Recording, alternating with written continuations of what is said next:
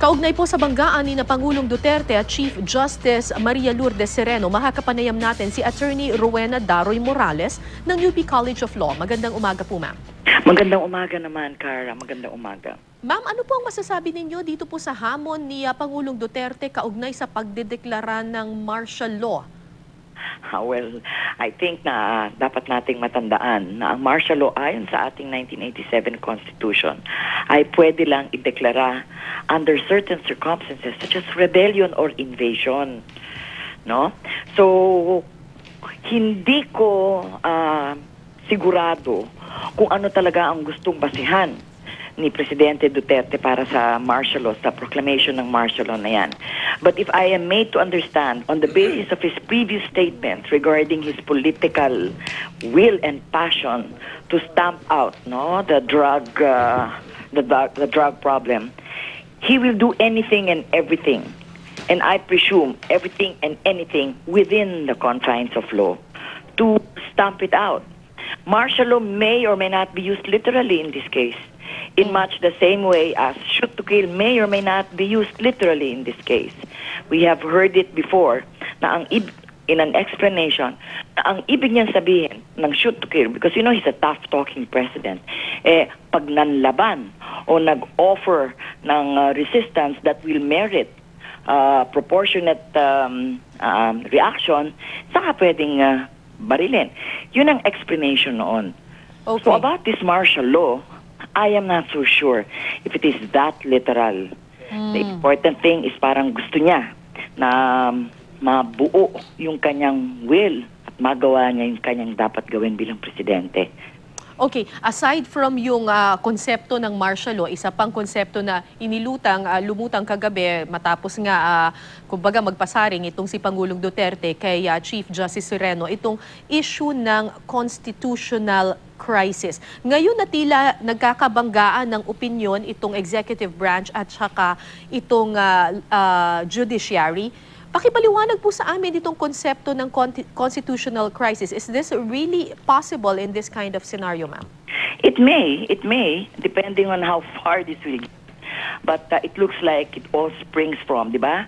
May suggestion si Chief Justice Sereno na parang sinasabi niya doon sa mga napangalanan, pwera na lang doon sa namatay at nawala na sa serbisyo dahil wala na siyang jurisdiction over them, wag kayong pumunta at kumbaga, hindi ninyo kailangang mag-explain physically ayon dun sa directive ng presidente. Kailangan ng warrant na medyo may maraming implications ng statement na yon. Number one, all of those named in the list, whether in the judiciary or executive local government officers and members of the PNP, hindi naman po inaaresto. Pangalawa, ang gusto lang yatang gawin, kung tama yung aking intindi is, kumbaga, this is the list based on an intelligence report. In fact, it may have started from an old intelligence report that may not have been updated. The reason why some people think na kulang ang pangalan or some names should not have been included, but it seemed to be like intelligence report, which is an executive function to be able to maintain yung ating peace and order and yung executive well-being ng ating country. So nung pinangalanan niya yon, it's in fact like saying, nandito kayo sa intelligence report. But hindi naman kayo mag-explain. Explain! Kanino sila mag-explain?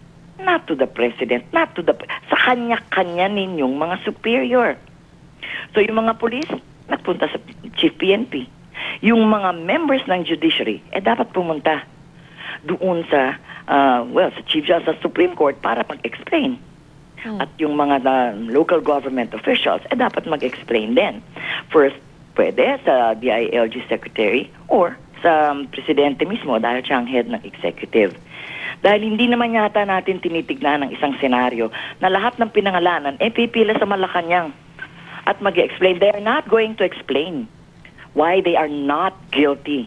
I mean, that is medyo hindi yata tama yun. Presumed guilty ang isang tao. Kung hindi explain why you were involved, why you were named, why you are in this intelligence report.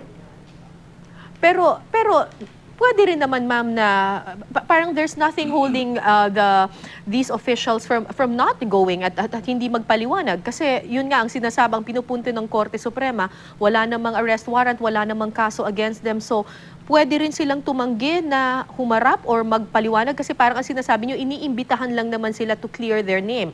What if they don't want to? What if they don't want to explain their side? It's their risk. They may or may not. They're not being forced to. There is no warrant of arrest. There is no compulsive measure. You come here or else. There's nothing like that. For those who are members of the executive department and those that fall directly under the president, yung mga police at saka yung mga LGU officers, yung mga mayors, yung all else, no? What they will have to face the sanctions of their superior, which at the end of the day is the executive. Yung mga members ng judiciary, well, it's all up to them. If they do not want to come forward to their superior, who is the Chief Justice, to explain bakit kaya nandun yung pangalan nila, it's not like they're being arrested or will be put to jail. Oh, that's their take. But we know now how powerful media has become. Media will not stop looking at this. So it will keep track. It will also keep, kumbaga, meron siyang checklist. Sino na nag-explain? Sino na, ito, ganyan. Okay, so the members of the judiciary will not explain. That's fine. They will not be put to jail. But what will be the opinion of the public, considering that they are in the middle of this very intense and passionate drug war? Ang isa pa natin napansin kasi, Kara, the expected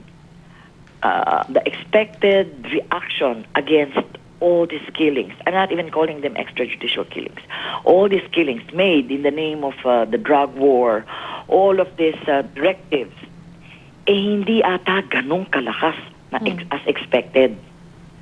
So I think, to my mind, people are sitting back and letting the president go and finding out nga, for them to find out as well. Tingnan nga natin, masusugpo ba talaga to? Diyan, no, sa kapitbahay ko, hanggang ngayon hindi pa hinuhuli. Yung kapitbahay ko dito, pinatay. Pero ba't kaya? May nabalitaan ako pero hindi ako sigurado. People can immediately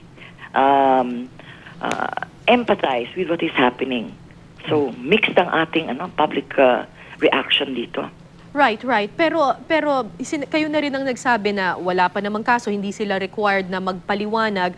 Pero may mga nagsasabi na this is like trial by publicity. Maybe it is. As in so many things that are subject of intense media publicity. Whether or not it is criminal or not, di ba?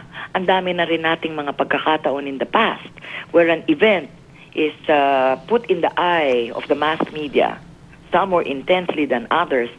Pagkatapos nun, wala na. Do we know what happened, for instance, to a lot of these very controversial events in the past? Hindi na. So maybe it is. Indeed, it is. But it is not the same as a judicial proceeding. Whatever happens out of the list, susunod nun yung judicial proceedings. Tingnan natin kung masusundan natin yon as much as sinusundan natin ngayon itong naming sa list. Professor Morales, si Howie Severino po ito. Magandang umaga. Magandang umaga, Howie. Prof, balikan lang natin sandali itong martial law, no? Itong pagbabanta na magdedeklara si Pangulong Duterte ng martial law. Kasi karamihan ng ating manonood, wala nang alaala ng martial law, no? Ano bang mangyayari sakaling magdeklara nga ng martial law? Ano ba yung mga kapangyarihan ng Pangulo sa ilalim ng martial law? Natin, no? Let's refresh ourselves. Iba yung martial law na dineclare under the 1972 Constitution. At iba yung mga provisions tungkol sa martial law sa 1987 Constitution. Ang umiiral ngayon sa present ay yung 1987 Constitution na kung saan binawasan ang basihan para magkaroon ng dahilan ang presidente mag-declare ng martial law. Ang pag-declare ng martial law ay pwede lang gawin ng presidente within a certain period of time kung may insurgency or rebellion. I don't think the drug war is can be named that, but ito yung but. But if this yung pagkukontra, yung nangyayari against the efforts against the drug war will result in violence. Already violence is happening, and is counter-violence, meaning violence to counter the violence that is allegedly part of the drug war. Aba, ay magkakaroon tayo ng isang sitwasyon dito na kailangan pumasok na yan ang martial law. That can be read as one of the two na dahilan ng martial law. Okay, so, second, paano nangyayari pag may martial law? One, masususpend yung tinatawag nating writ of habeas corpus. Ang ibig sabihin ng writ of habeas corpus, pwedeng humingi sa korte ng parang writ means order, isang decree. Hingin natin kailangan mag-issue nitong decree or writ ang korte na ibibigay sa kung sino man ang responsable sa isang taong nawawala o namatay at mag-explain kung bakit. Yun lang. Okay, So malinaw po pwedeng yun. mangyari sa suspension ng writ, may mga taong mawawala, may mamamatay, yun yung mga parang yung mga disappearances natin. Hindi ma-explain, that could have been explained by the writ of habeas corpus. Isa, suspendido yun. Okay, that's very Pangalawa, hindi suspendido ang constitution pag may martial law. Yun yata ang isa sa mga iniisip ng tao na mawawala ang constitution. Hindi rin po titigil ang paggalaw at pag-function ng mga korte at saka ng lehislatura pag may martial law din po. Hindi rin po. Ito po ay ayon sa ating 1987 Constitution na ibang-iba ho doon sa naunang Constitution na yung sinasabi natin nalimutan na ng mga tao under Marcos. Ito po yun, pero ibang-iba po ngayon. Okay, maraming salamat po sa inyong wisdom and panahon. Attorney Rowena Daroy Morales ng UP College of Law. Salamat po.